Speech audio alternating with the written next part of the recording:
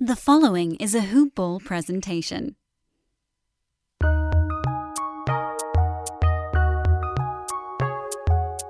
Welcome to the Fantasy NBA Today podcast.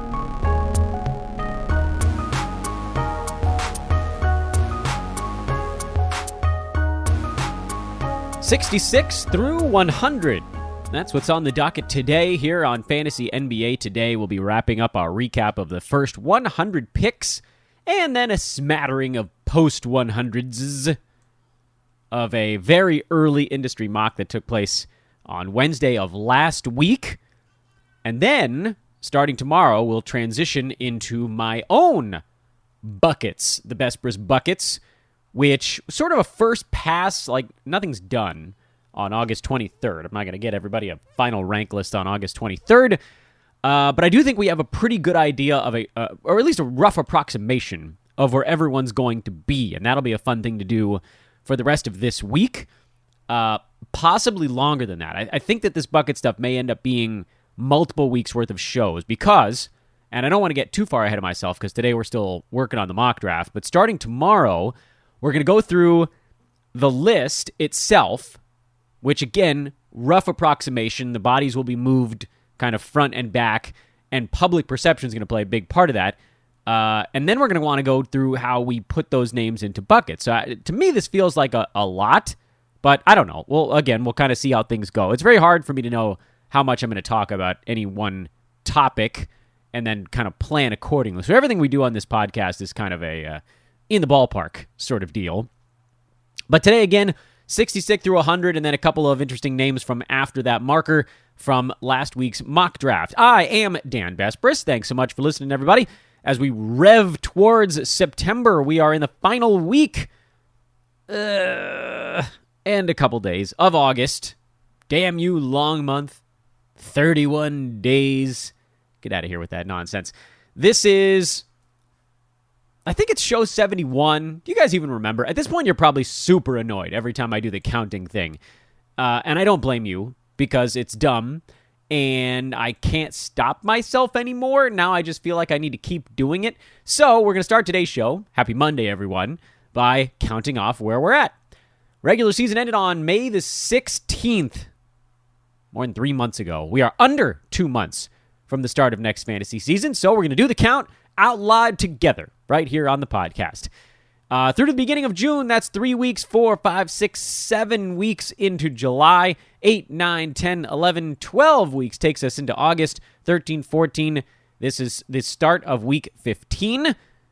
Thus, it is indeed show number 71 of the fantasy offseason. And we'll be right around 100, I think, when next season begins. That's kind of a cool little marker. 100 offseason shows. It's a lot of offseason stuff. In any case, there you go. There's your Monday. I'm on Twitter at Dan Bespris, DanBesBris. Hoopball is at Hoopball Fantasy on Twitter, or you can just go to hoop-ball.com.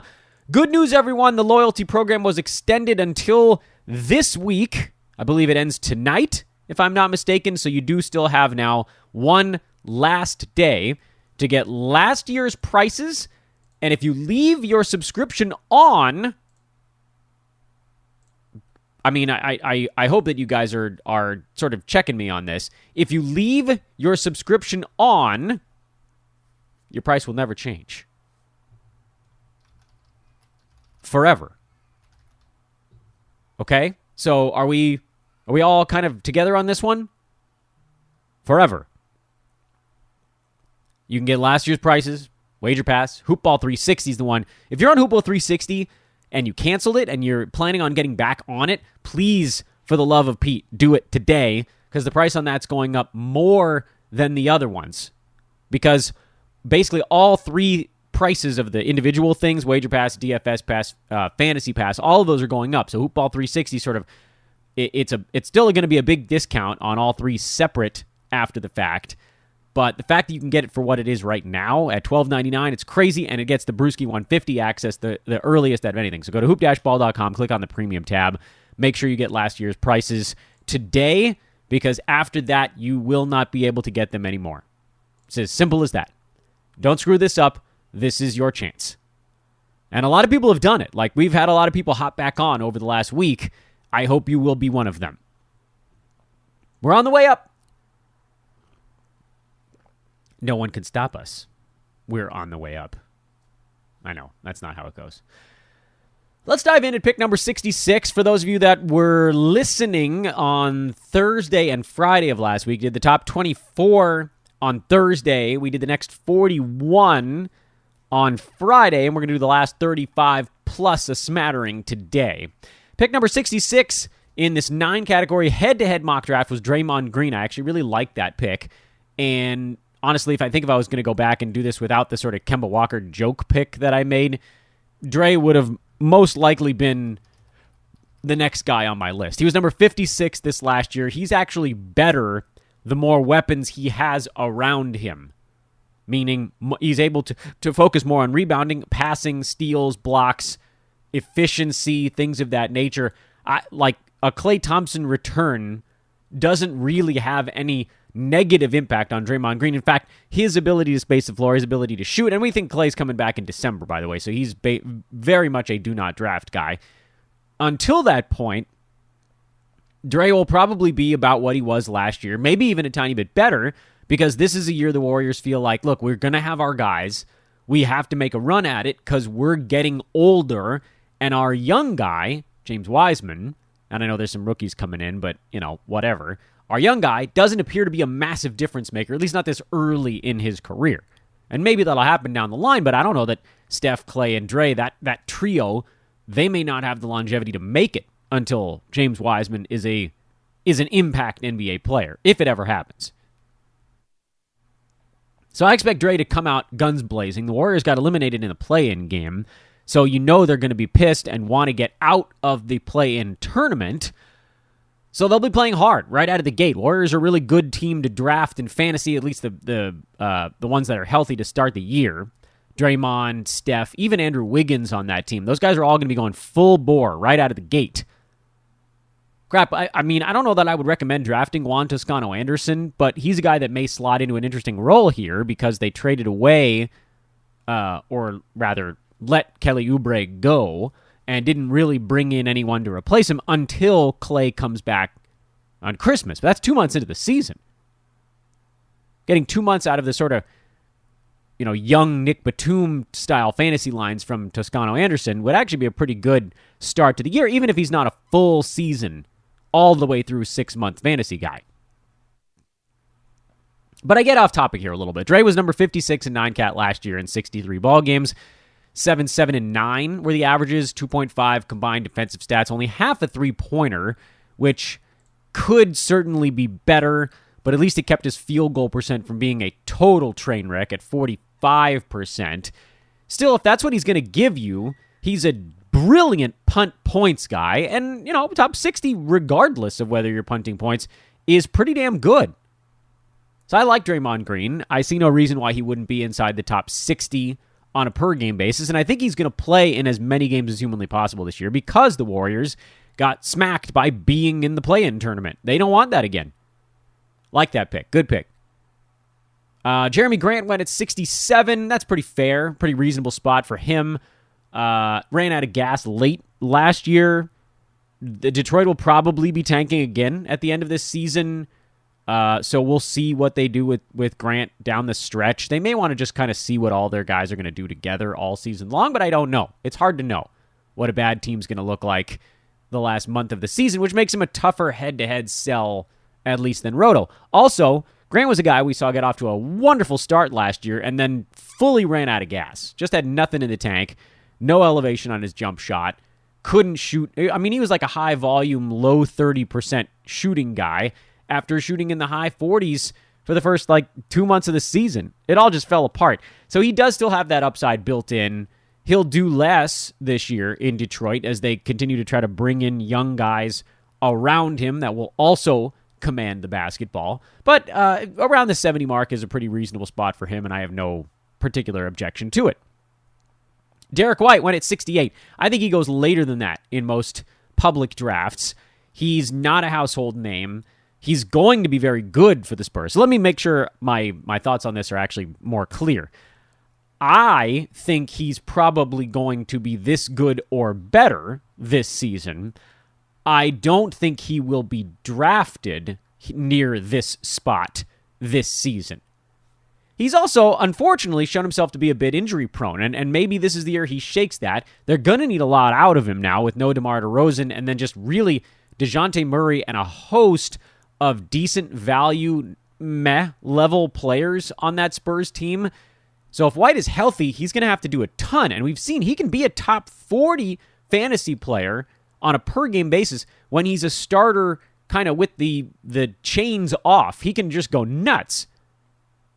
And that's what I'm hoping he does. I just, after being hurt most of last year, never really looking all that good, but for a week or two spaced out somewhere in the season, I'd be really surprised if the public was sort of driven to Derrick White unless fantasy analysts all point to him and that moves the market. But I don't think Yahoo's going to have him very high in their pre-ranks. He'll probably end up in the 80s, I would think, and then maybe that ADP moves earlier, depending on how analysis goes. DeMar DeRozan at 69, he'll be fine in Chicago. He's going to take a good-sized step back from what he was doing in San Antonio, but he's durable.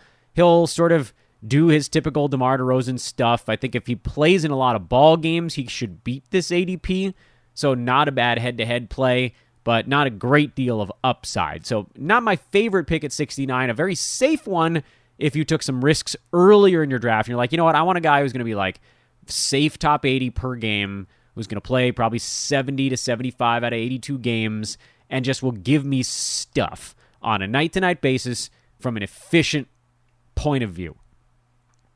Here's a surprising one. Malcolm Brogdon fell to 70, which I don't think we see that happen in real drafts. I think this is a case of a guy who just sort of got overlooked a little bit. He was number 52 on a per-game basis last year. Yes, Karis LeVert is there and healthy all season. TJ Warren probably playing again this year. So from a usage standpoint, you got to figure Brogdon does take a step back. But people love his fantasy game because he scores and gets assists, even if he doesn't get many defensive stats.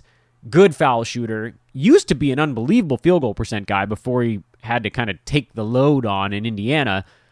And this is, also a bit dinged up. So it's sort of a weird, Brogdon's a weird one because I feel like he has enough scoring, offensive recognition. I believe he goes earlier in public drafts. I believe he goes like around 55 or 60, which frankly is probably a little bit too early. This is more where I would like to be targeting someone like Brogdon. I just, again, it comes down to whether or not we think he falls that far on draft day, and the answer is probably not.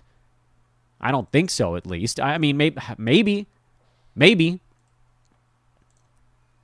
It's a weird one. Brogdon's a weird one. I don't really know where he's going to end up. Let's see. Where the hell did we leave off here? I've lost my too many Excel spreadsheets open. Jonathan Isaac went at 71. That's a wonderful pick because he was hurt in the bubble last year. So we're talking about a solid 15 months between ball games. If he's not ready to go after 15 months, well, then we're in real trouble. I will say this, though. He's not playing in back-to-backs. There's almost no chance on a bad Magic team that they're going to push him. So he's a much better roto games cap guy than head-to-head because 12 or 13 games missed are just built into it for him.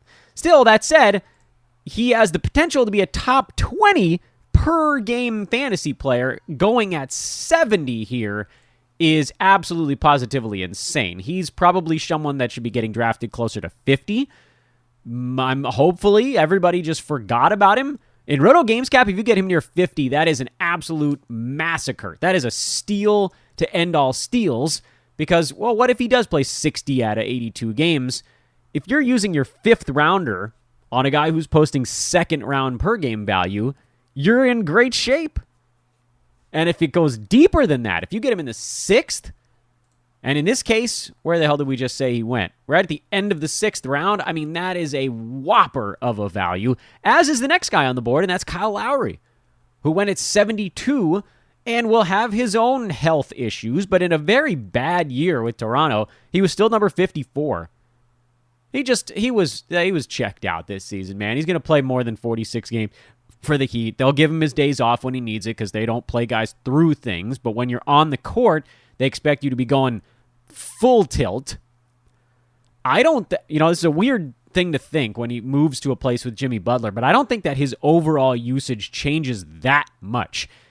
Admittedly, he was kind of the man in Toronto, but Toronto actually had more the men than Miami does.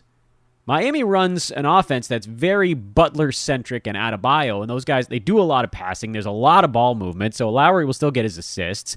He's going to get his open three-pointers because that's a big part of what Miami does as well, and he's going to play a crap ton of minutes. Hell, maybe his efficiency even gets better on the Heat. It's hard to know. But if Lowry really is going in this, I don't think he goes in the 70s in a public draft. If he does, then that's it. That's an absolute gimme. Chris Boucher went at 73 in this mock draft. That's also probably a hair too late. There are question marks around whether or not Boucher is going to get significant playing time. My guess is that he doesn't get a ton, but we're still talking about a guy that in 24 minutes a game last year was top 40. So how far do we think he really falls? 22, 21, 20 minutes per game? Even 20 minutes per game is top 75. So you can hate the stuff going on around Boucher in Toronto, which is Khem Birch. They traded for Precious Achiuwa. They're going to run, if Siakam's not traded, he can run at center sometimes, and Anunoby can slide up and play power forward. So yeah, there are things that could kind of force him off the court, situational awareness being probably the biggest of those things. But still, in the 70s, yeah. I mean, that to me is a layup. Even if it doesn't hit in a big way, you're basically drafting a guy near his floor. That means that there's like a 15% chance he doesn't hit his mark, and a huge, call it like 75% chance he does, and then there's like a 10% chance that some other weird thing happens that we couldn't really handicap for. Cade Cunningham went at 74, and I will honestly tell you, he's almost for sure going earlier than this in a real draft. I have Cade back of this on my list, but I mean, the name power alone is going to get that done. He'll go before 75 in a public draft. He'll have to. Darius Garland at 75. I didn't like this pick at all, and maybe I might get this one wrong. Like there is a chance that Garland turns a big corner this year, but we're talking about a guy who played 33 minutes a game last season. The makeup of the Cavaliers team really didn't change much year over year. You look at this club and you're like, well, new guys coming in, young guys. Isaac Okoro will probably be asked to do more this coming season. Colin Sexton's not about to give up a bunch of his touches. So where exactly is this big leap forward for Garland coming from? He already shot 85% at the foul line, so that's not going to be the big difference maker for him. 45% from the field is not terrible. Could get a little bit better. 1.2 steals actually isn't that awful. 17 points, 6 assists. The issue for Garland is that nothing he does is just blowing you away. That's the problem here. He was fine in scoring. He was fine in steals. He was fine in assists. Free throw percent was good. It's weird to look at that line and think that was outside the top 120. I mean, it feels more useful than that. Admittedly, he doesn't even walk into a block or a rebound, and that would actually change his fantasy value a pretty good amount. But I don't look at him and think this is a guy who's getting ready to turn a corner. I think we have a pretty good idea of what he is from a fantasy perspective. He's going to have to just get like an extra 2 to 3 shots per game for that number to jump the way that folks want it to. Because I don't think the assists are going to change all that much. Rebounds, he's not going to rebound more. This is who he is. Threes, steals was already, to me, probably on the high side for him. Health would be a big deal if he could play more than 54 games out of 72. More than 64 out of 82 this coming season if you want to just add a 10. Could the turnovers be lower? Yeah, I guess that could potentially help things a little bit. 75 just feels like a best-case scenario for me, and I can't get behind the best-case stuff. He's a much better play in 8-cat, and he's even better play than that in points format, where it doesn't matter that he doesn't really rebound at all because he'll get enough in the other categories. But this is 9 count we're talking about here, so no thanks. That's 10 out of our 35. Let's keep rolling. Marcus Smart at 76. He was a disappointment last year, and I'll wear that one because I thought Smart was going to be an easy top 65, and he was just right around number 90. He was banged up. His assists were low. His steals at 1.5, oddly enough, that's actually pretty low for him. He just it never really felt like he got into the mix on offense. Kemba Walker came back, I think, probably sooner than people expected. But Kemba's gone, Evan Fournier's gone, Dennis Schroeder's in, and is probably the backup point guard. So Smart's just going to be out there a ton. I don't see how he could possibly be any worse than he was this last season, which makes him in the 70s a really good fantasy pick. There is some upside there. If the steals go up, if the threes go up, if he gets a little bit more to do, the assists could potentially go up. If he's kind of running point for that team, which we've heard whispers that may be the case. So, yeah, Marcus Smart at 76, I'm good with that. If you can get him in the 80s, that's even better. I think he probably outperforms that, although we do have to take with a slight grain of salt. He does play himself into injuries. PJ Washington at number 77. He's a guy I'll admit I don't have a great read on. I have him a little bit back of that on my own rank list. I don't fully trust PJ to get the center minutes that he was getting last season, in that was when his fantasy game turned that dramatic corner. He finished at number 84 on a per-game basis because his threes, steals, and blocks were all really, really good. But his percentages were terrible. And so if either one of those gets better, and he can still play 30 minutes a ball game, well, then it's fantastic. But Charlotte brought in Mason Plumlee, and it's easy for us to write that off as backup center. But at the same time, if they don't play him, they just get obliterated by anyone who's bigger than like 6'9". So they may have no choice, and that's going to cut into Washington's time at the 5. And he may very well be a guy coming off the bench for that Hornets team, which is relatively deep all of a sudden. So I'm a little bit worried about what PJ Washington's going to get to do this year. I don't know that he does hit 30 minutes a ball game, and for that reason, I think it's probably a risk I'd let someone else take. Here's the best pick of the whole damn mock draft. Mikael Bridges at 78. How he fell that far is anybody's guess. Jonas Nader with, I think, probably the best pick in the whole damn fantasy draft. Mikael Bridges was number 42 on a per-game basis last year. He played in all 72 ball games, which means by totals, he was a first-rounder. What? I know. You hear that and you're like, that doesn't make any sense. He was number 11 by totals. It matters if you're a fourth-rounder that plays in every damn ball game. It matters. And here he is going in the 7th round? No way. If anything, he gets better year over year. Every year he does a little bit more for that Phoenix team. Sure, why the hell not? Get him from 9.3 shots up to 10. Every little bit counts. Could you get him into the high 30s on a per-game basis? I don't care. It really doesn't matter. If he's getting drafted in the 70s, your whole league has completely biffed it. He'll go earlier than this. I can pretty much promise you that, because there's no reason for anyone to have him ranked deeper than about 45. Figure out where the hell I have Mikael Bridges on my own chart. I think I have him near 30. Yeah, so that's a whole league-wide whiff. I was only 2 picks away, too. That was the guy I was going to go for. Ja Morant went at 79. I can understand the upside hunt here. I'm still not a full Ja Morant fantasy game believer, and I'm sure I'll have the same crew of you coming after me at the beginning of the year if he has 2 good ball games. But look, here's the thing. Ja Morant wasn't inside the top 180 in fantasy this year. I don't know what you want me to tell you. He was bad. Ja Morant was a bad fantasy player this year. He can score a lot. There's no question about that. He can score. But what else is he doing for you? By totals, he was 162. By average, he was deeper than that. 19.7.5 assists. It's hard to put up those 2 numbers in points and assists and just be a terrible fantasy player, but bad free throw on pretty good volume, high turnovers, bad field goal percent, not a ton of steals or blocks, No three-pointers, minimal three-pointers. And then, like, the only other thing he does that's okay is he's not a bad rebounder for a point guard at 4. You can't be good at 2 categories and call yourself a fantasy player.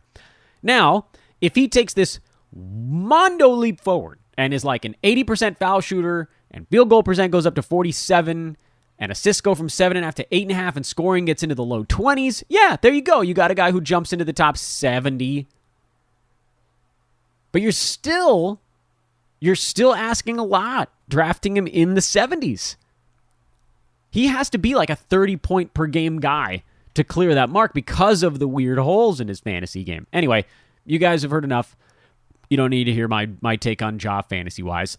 Pick 80 was Rob Covington. That was me.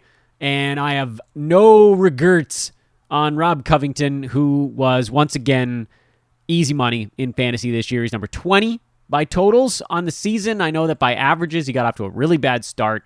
Picked it up in the middle of the year, kind of faded down the stretch. He's probably a top 60, top 70 per game guy on that Portland roster, the way it's made up right now, because he won't get many shots in it. But he's going to get his boards, he's going to get his threes, his steals, his blocks, and he will do that on low turnovers, so he's a great complement guy. If you have some higher usage players on your fantasy team, he's shown himself to be much more durable when he's on teams where he's playing for something.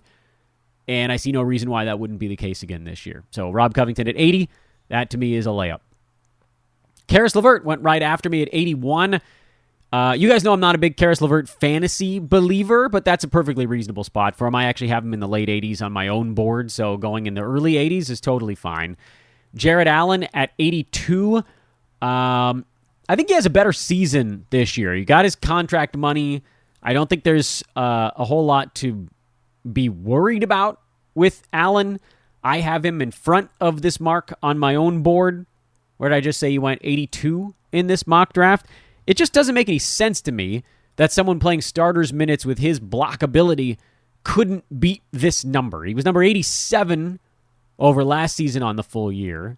13 points, 10 boards, half a steal, 1.5 blocks, 62% shooting. If I'm not mistaken, and we can double back on this if we have to, Jared Allen got more playing time in Cleveland than he did in Brooklyn, but it didn't necessarily work itself out because the guys getting him the ball weren't as good at doing it.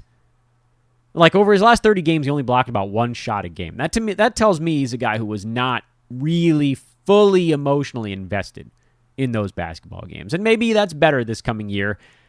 He's just a really easy second center. So I like this pick. Whoever the hell took Jared Allen, that's pretty solid. Kevin Porter Jr. at pick 83.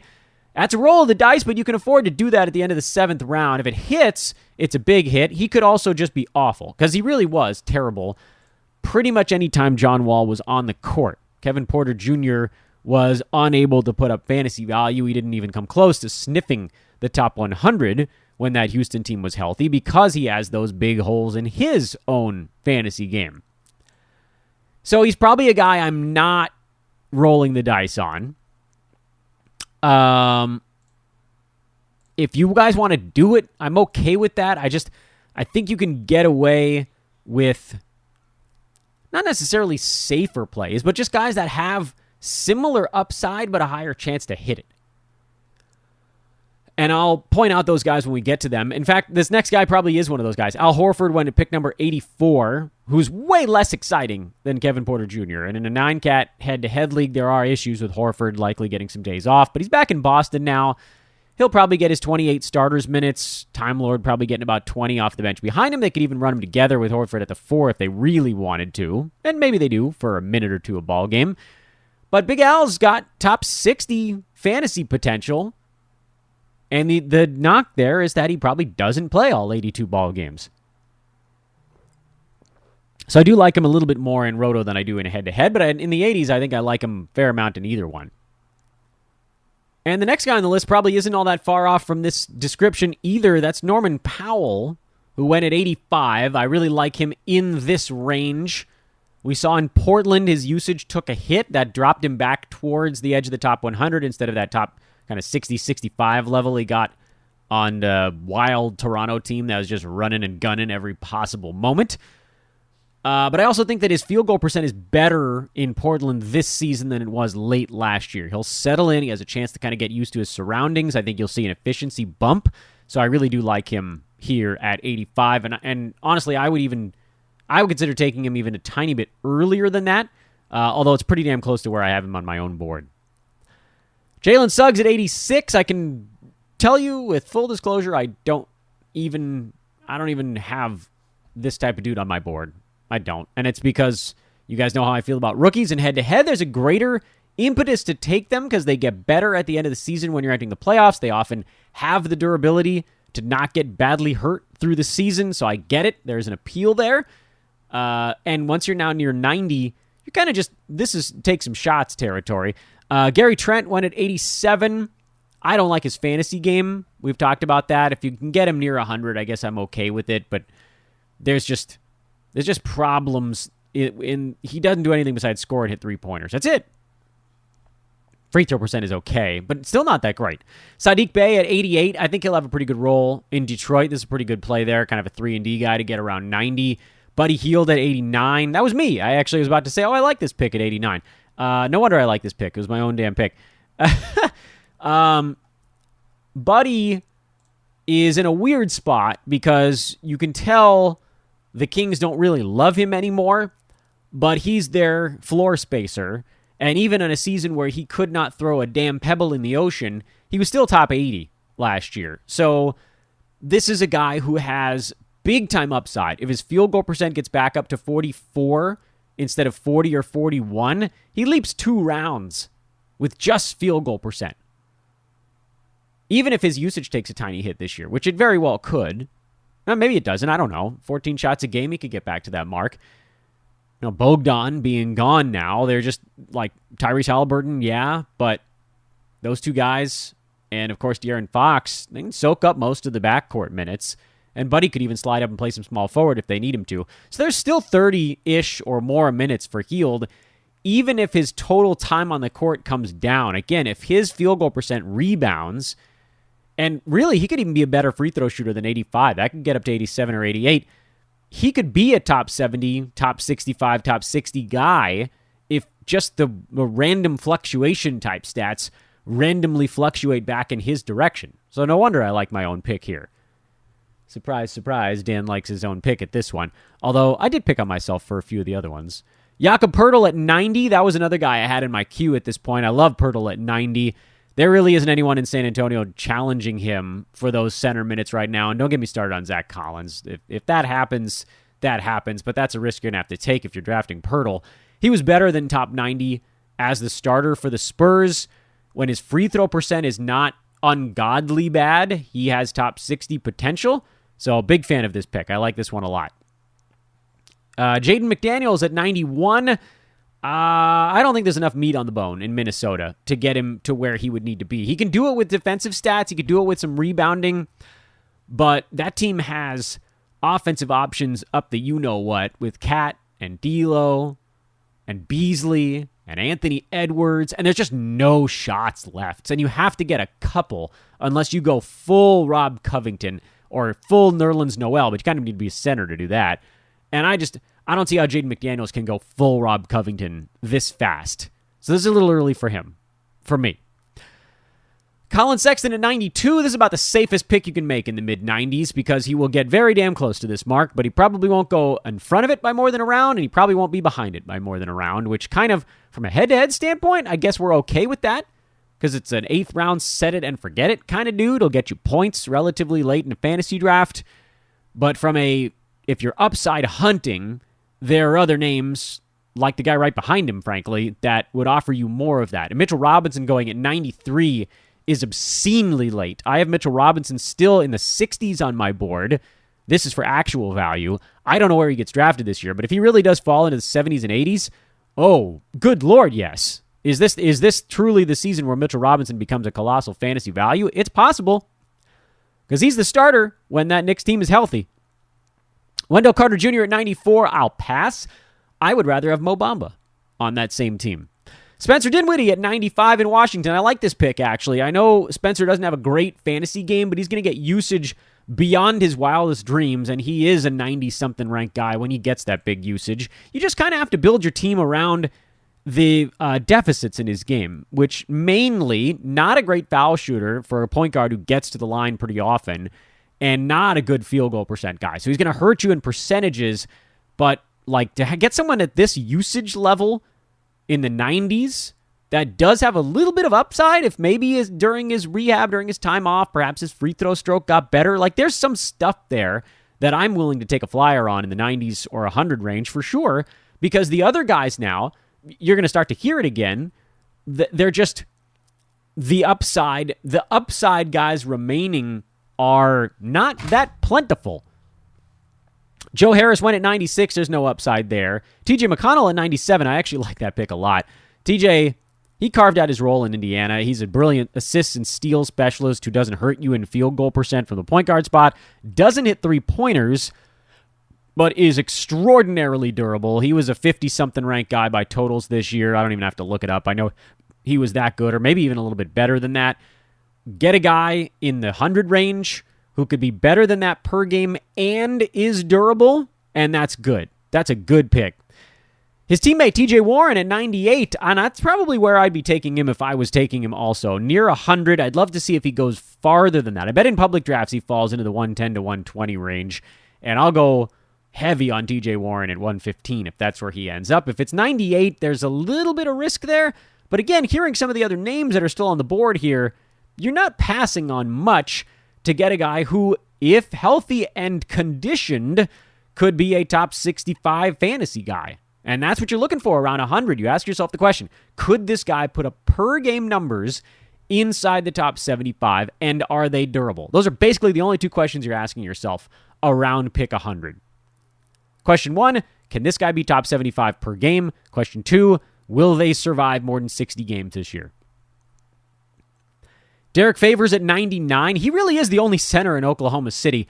I would love to say that this is insane. Okay, it is a little insane to take him inside 100 because ain't nobody drafting Derrick Favors inside 100 on actual draft day, but he could end up inside 100 if Oklahoma City's like, you know what, screw it. We're going to play our vet for the first half of the year like Al Horford, and then we're going to trade him. Makes a lot more sense from a Roto standpoint because he ain't getting traded to a place where he's starting, but he might start for the Thunder a la Horford, a la Chris Paul, whatever, until they can move him. Miles Bridges at pick 100, I'm good with that one. There's a lot of bodies in Charlotte now, so he probably doesn't have quite the value add at the end of last year, but he got confident, and you just never know when that might carry over. So I'm good with that near 100. And then let's pick a few names as we sort of speed down the board here. This draft went all the way to pick 168. It was a 14-rounder. And I'll just pick a couple of names between 100 and 168 that I thought jumped out to me. Brooke Lopez going at 102. That's pretty damn late. I would definitely take him earlier than that. Evan Fournier at 104. You could make a very good argument to have him go inside the top 100.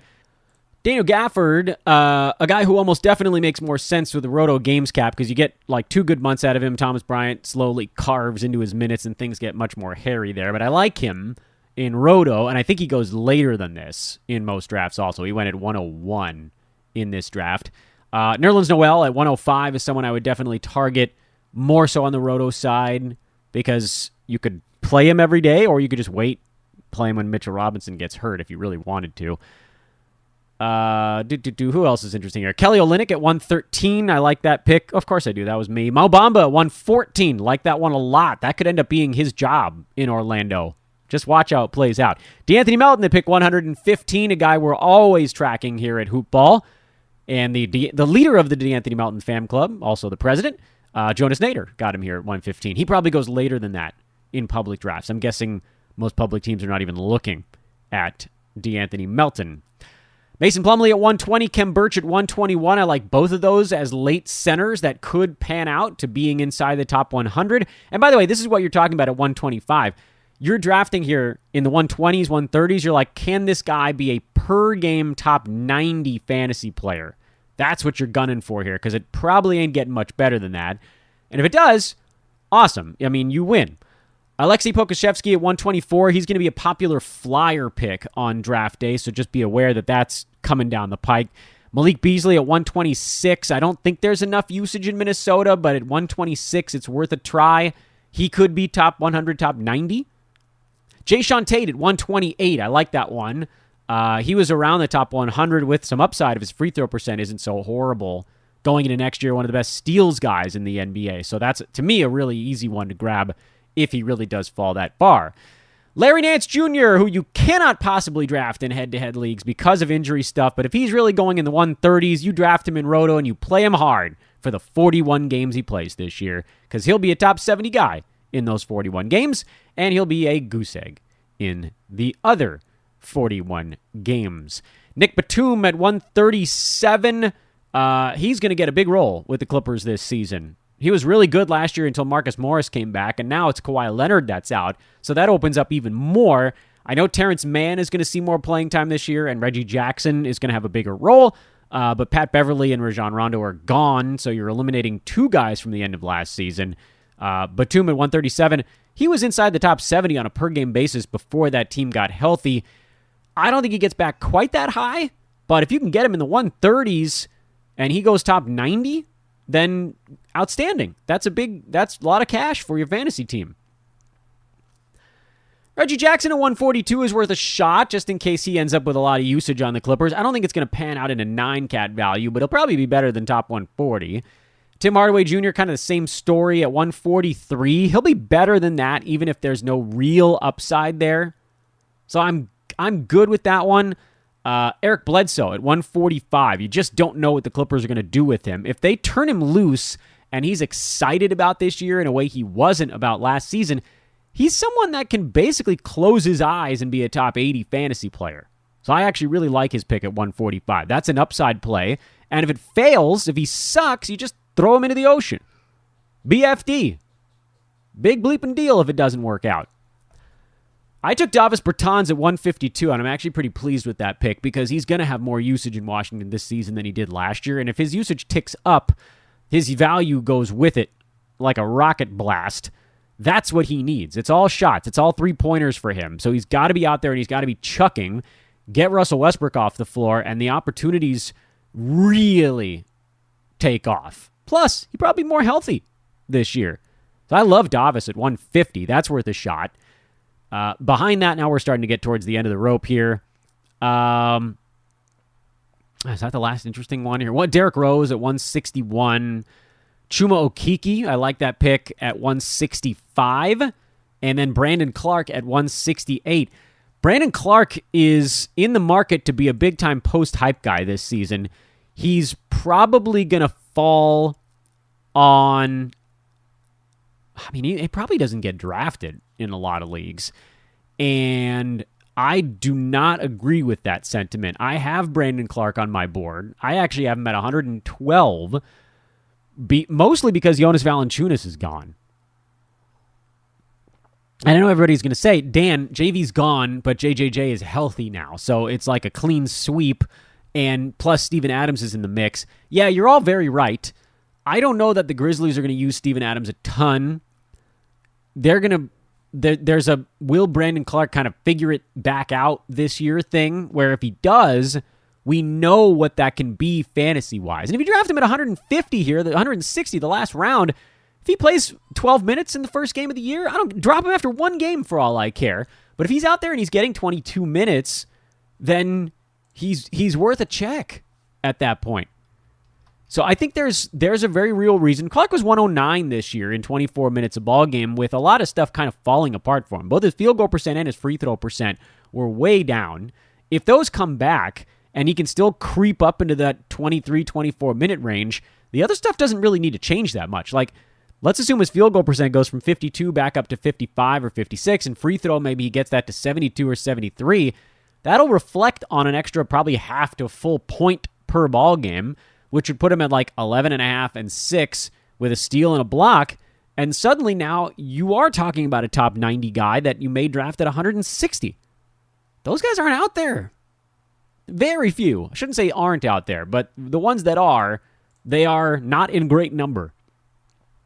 And those I thought were the interesting plays after the 100 mark. There are a couple other ones floating around in there, like will Rui Hachimura turn a corner in 9-cat? I'm inclined to say no.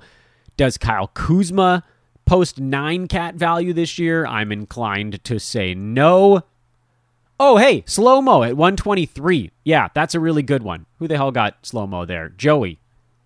Team Joey. Nice work, Team Joey. Slow-mo at 123 is another short-range jumper. That's like an in the key. That's like a free throw. It's not a full layup, but it's like a free throw. He was really useful for the Grizz last year, and I think they want his leadership back out on the floor again this season. There just wasn't really a stretch last year. Every time we thought he was going to take a big step back, it was always just little tiny steps back. As guys got healthy, he still persisted and ended up with really nice value all season long. He was incredibly durable this last year, 69 out of 72 games, top 65 on a per-game basis, and significantly better than that by totals. He was number 31. What he's doing in the 120s is really anybody's guess, because Memphis didn't really bring in guys to displace him in particular in the way that they might have. You could argue, like, the extra big men, sure. Does Brandon Clark completely fall on his face? Yeah, there's a very real possibility of that, but is he worth a shot in the 160s? Yeah. Slow-mo, like, he's worth a shot probably 2 to 3 rounds earlier than he went in this draft. I don't know what the hell he's doing falling into the 120s after last year. I still have him relatively, I don't say high on my board, but I think I have him around 80. That's with the step back. And if he's durable again, he probably beats the mark that I set for him. And that is your breakdown of the first very early mock draft. Hope you guys enjoyed that. We'll start in on my ranks tomorrow. We'll see how long that takes us. There's a lot to go over there just in methodology, how we're going to build it into buckets, the whole thing. It begins tomorrow. I am Dan Bathurst. Go get yourself a fantasy pass or a wager pass or a Hoopball 360 before the price goes up. And as I've said before, if you guys want to start working on an account over at mybookie.ag, this is the time to do it, because they've got an odds boost on September 9th. So you have what? 17 days? No. Yeah. 17? Something like that. To get that bet in. It's $25. It's not promo bucks. You put in your own $25. You bet it on this game, and you will win at minus 110 odds. So you'll basically, it's like 22 and change actual dollars coming back to you. You can cash out at that point, or you can just sit on it until the next odds boost comes along. Just keep collecting your free $25 3, 4, 5 times a year for all I care. But please start doing it now, because every year you don't do it. Last year with the pandemic, they ran a ton of odds boost stuff. I think I won close to $400 in completely sweat-free bets. That's a lot. I think I got a video game system with that for my kid. That's pretty freaking good. That's League Pass and then some. Anyway, let me know. Holler at me on Twitter, at Dan Vespers. And I will put out one other clarion call here, as people are starting to come back to the show now, feeling the NBA season beginning to creep up a little bit. If you guys want to do a podcast and you think you can do it, hit me up at Dan Vespers on Twitter, or email teamhoopball@hoop-ball.com. I believe we will shortly have another show being added to our mix. Pretty damn excited about that. We've done a lot of podcast expansion this offseason. And this goes for folks that want to do either other sports or even non-sports things. Although, with the preface, we can't help promote you all that much if you want to do a podcast on, like, the best way to eat a waffle. I don't know that people are really coming to me for a retweet on that. But I'll tell you, we have a great platform. Hosting is free, which is awesome. So, and I'm around to help guide you guys on the technical side, on the broadcast side, whatever. You'd be working with me on this. Really excited about what I've been able to do with my guys here at Hoopball in growing the pod division. If you guys want to be a part of it, hit me up. Love to talk you through it, see if it's something that might be a fit.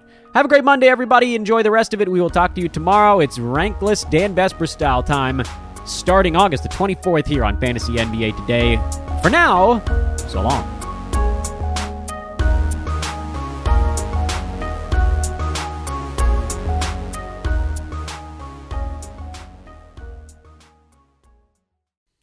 This has been a Hoop Ball presentation.